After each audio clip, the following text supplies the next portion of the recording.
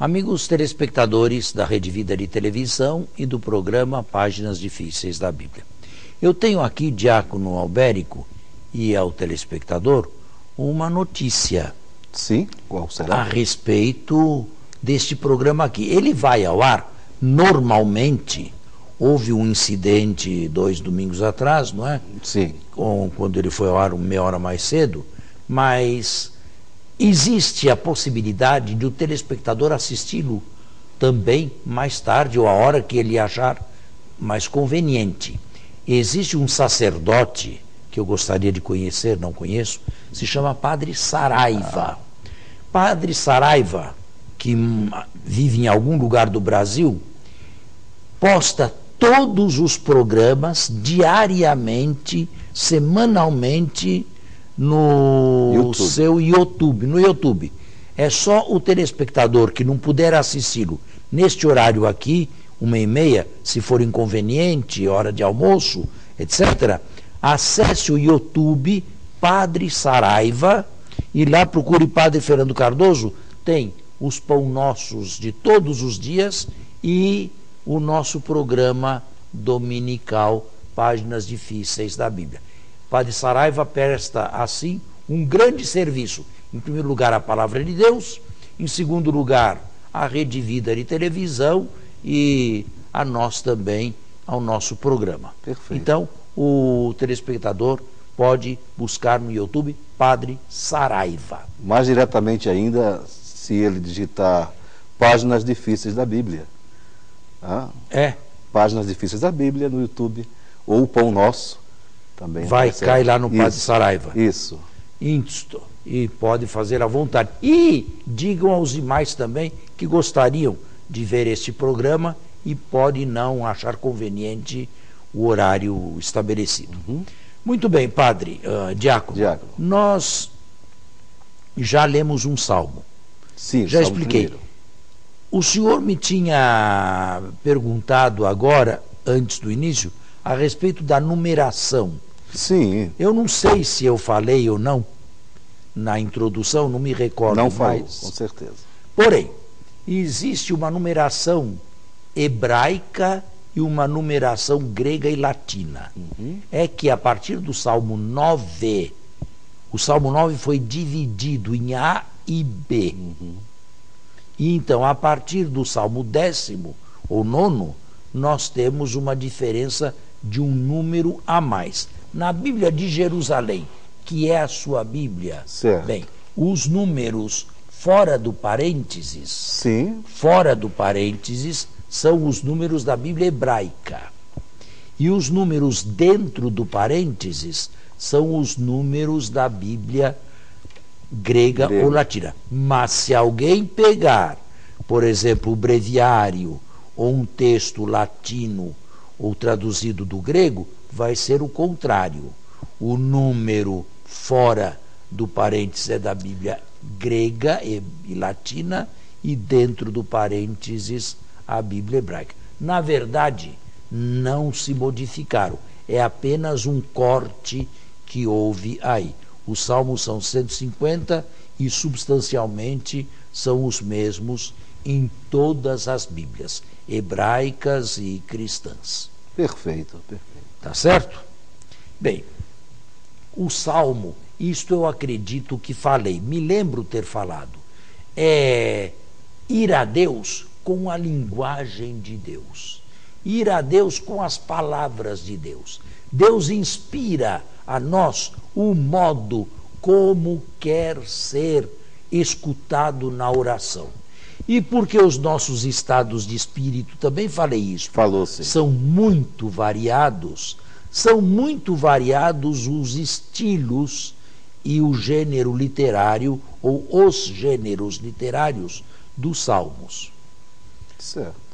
Nós oscilamos do amor para o desespero, para o ódio, nós temos esperança, nós temos arrependimento, nós temos contrição, nós temos inimigos que nos aborrecem, nós temos medo, nós temos tristeza, nós temos angústia, nós temos Alegria. esperanças e alegrias, nós louvamos a Deus, Sim. nós agradecemos e somos gratos. Existem salmos que não devem mais ser lidos no Novo Testamento, que pedem a vingança do inimigo, São os imprecatórios, né? os salmos imprecatórios. Bem, tudo isso é estado de espírito do ser humano. E tudo isso se transformou em oração a Deus. Mesmo os salmos imprecatórios, normalmente eles foram retirados da liturgia, mas eles podem ser usados com uma orientação. Não é a destruição do inimigo, da pessoa que eu quero, mas a destruição do mal que ele comete. A nossa luta não é contra a carne e o sangue.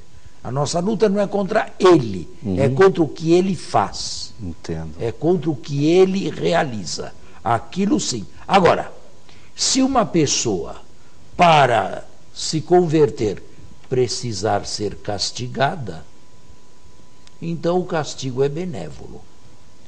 O senhor foi pai, ou o senhor é pai de família. Sim, sim. Quantos filhos tem? 5, com a graça de Deus. 5 filhos. Nunca puxou a orelha de ninguém? Ora, claro que sim, claro que sim. Não amava? Por que puxou a orelha? Exatamente para o bem. Correção, hein? E Deus faz a mesma coisa se for necessário. Castiga a fim de bem, para melhorar a pessoa.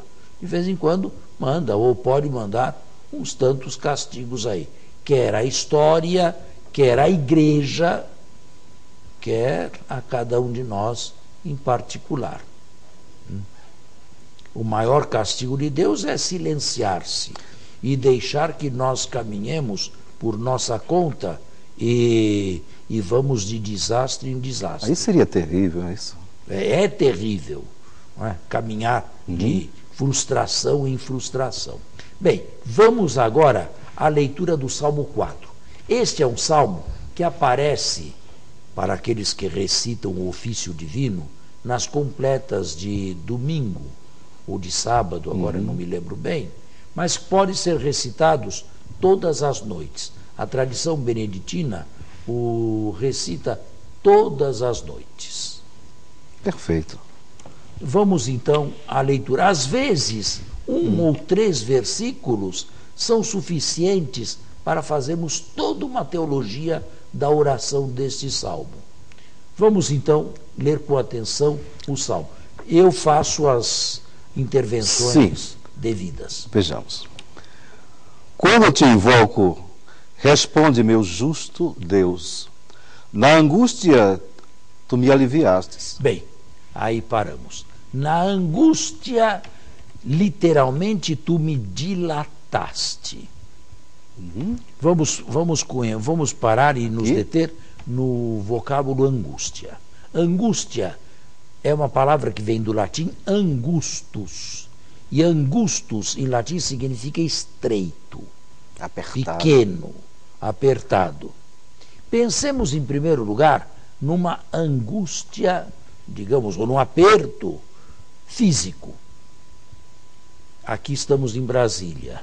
Eu não sei se Brasília é em tudo igual São Paulo, mas em São Paulo existem pessoas que moram dentro de um quarto.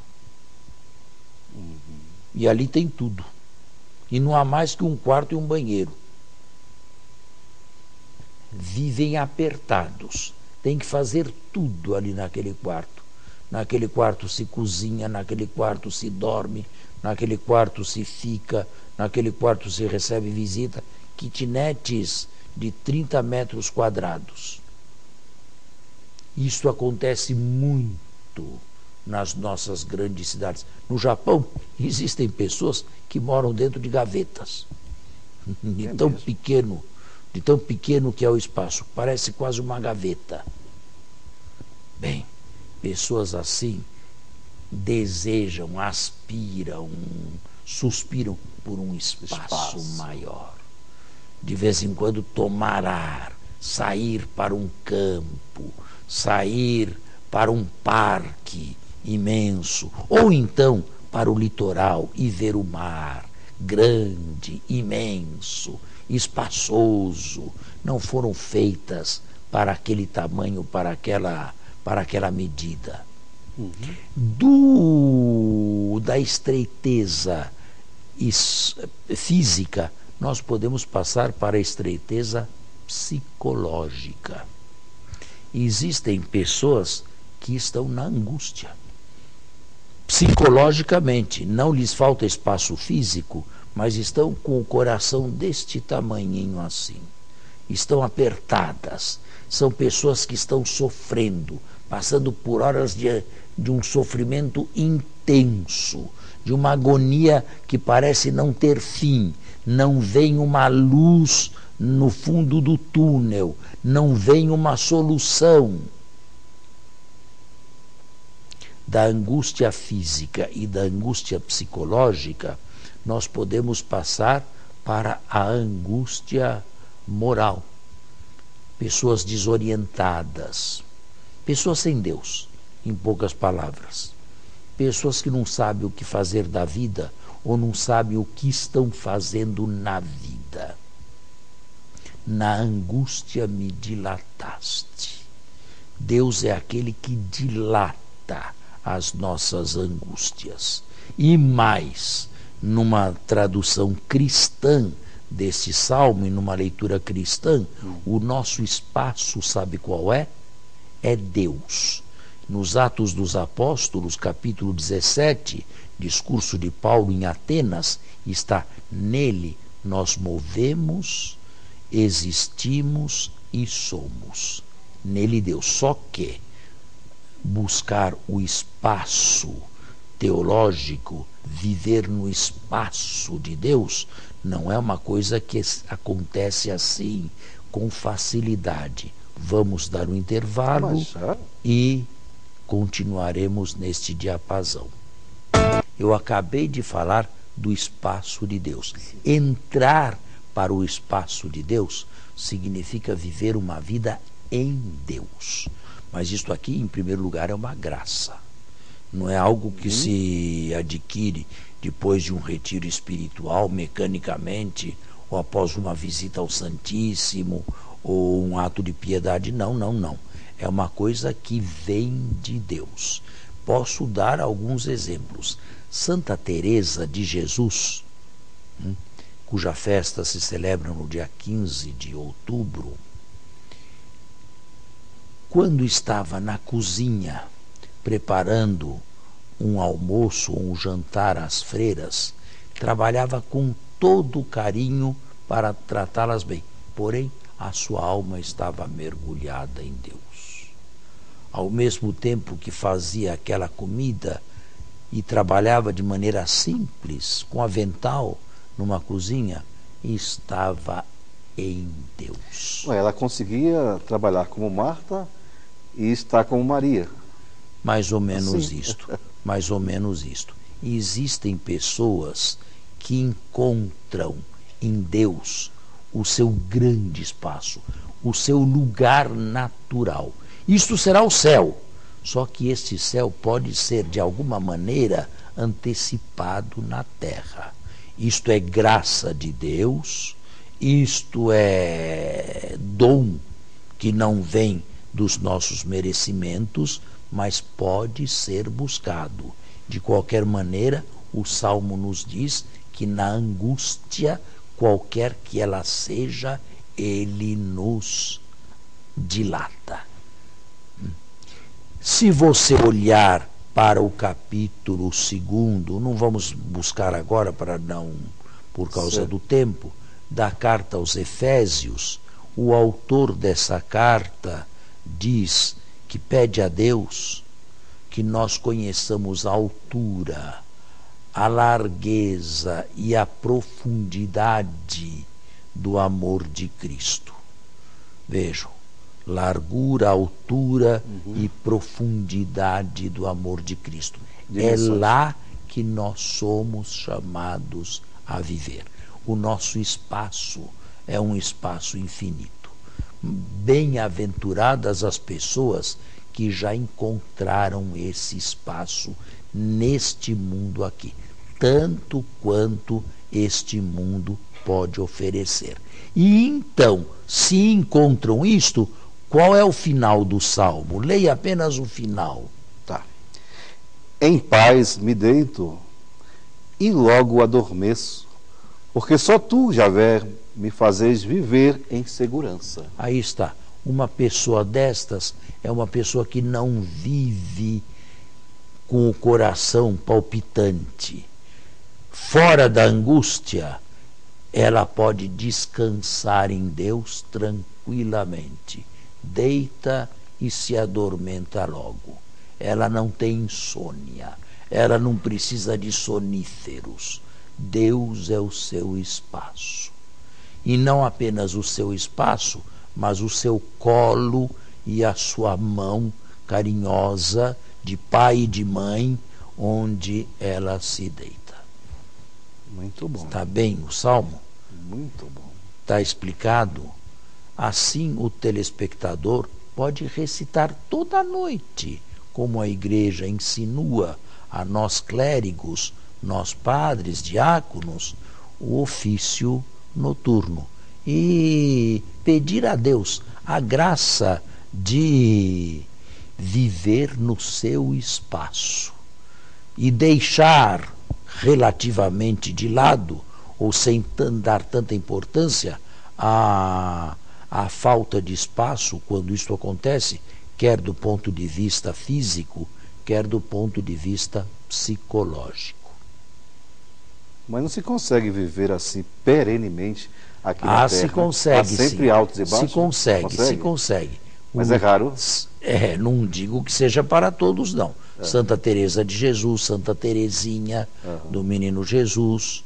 Dizem que João Paulo II, no meio de todos os seus afazeres e viagens, vivia mergulhado em Deus. Existem pessoas de alma contemplativa, mas isto, repito, não é resultado do esforço, nem mesmo do esforço psicológico. Isto é graça de Deus que pode ser pedida com insistência numa oração confiante. Tá certo, tá certo.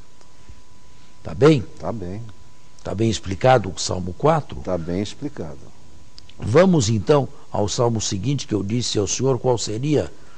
O 11. O Salmo 11. 11. Eu estou buscando aqui salmos pequenos para hoje, porque assim temos a chance de terminá-los. Leia o Salmo 11. E depois nós voltamos, evidentemente, Certo. a salmos que não foram vistos. Eu me abrigo em Javé, como podeis dizer-me, foge para os montes, passarinho. Vê os ímpios que retesam o arco, ajustando a flecha na corda, para atirar ocultamente nos corações retos. Se os fundamentos estão destruídos, que pode o justo fazer? Mas Javé está no seu templo sagrado. Javé tem seu trono no céu. Seus olhos contemplam o mundo. Suas pupilas examinam os filhos de Adão. Javé examina o justo e o ímpio. Ele odeia quem ama a violência. Fará chover sobre os ímpios brasas, fogo e enxofre e vento de tempestade. É a parte que lhes cabe. Sim, Javé é justo.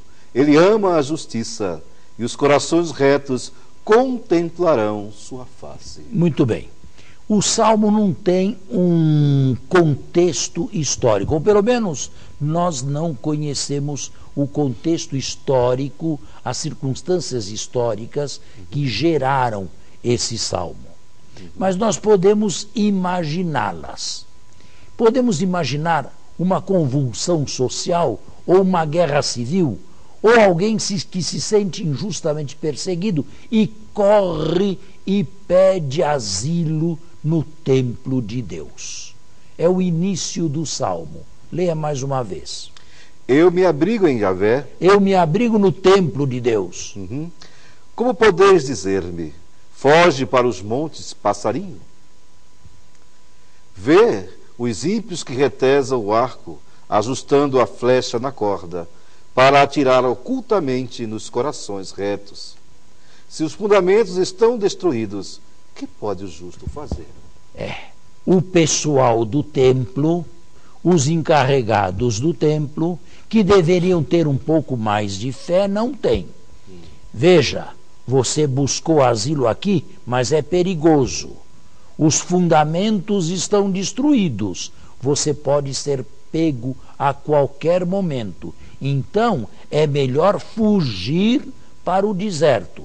Fugir como um pássaro para uma terra inabitada. Mas o nosso pobre perseguido tem uma fé mais intensa do que a dos responsáveis pelo templo. Ele sabe que o templo é material, mas sabe que quem habita o templo é imaterial e é poderoso e lá está presente.